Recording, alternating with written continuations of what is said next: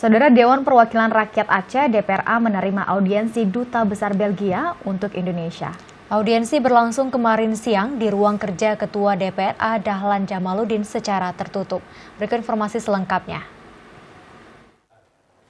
Wartawan yang sebelumnya sudah mendapat jadwal dari Humas DPRA mengenai audiensi pada pukul 14 merasa tidak tahu apa yang mereka bicarakan.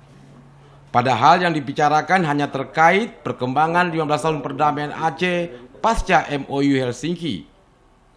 Audiensi berlangsung tertutup karena terdapat persoalan yang akan mengganggu perdamaian di masa yang akan datang.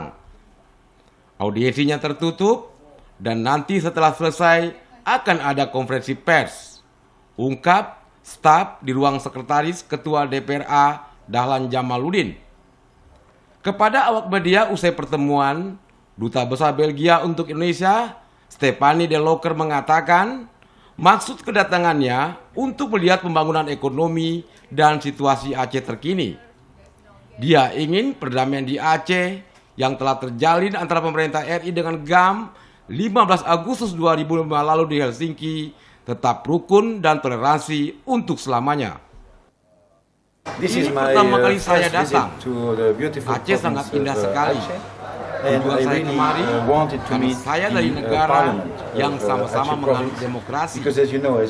Selain ingin melihat situasi Aceh saat ini, saya juga melihat perkembangan MOU Helsinki yang sudah terjalin beberapa tahun lalu, tetap damai, rukun dan toleransi antar sesama.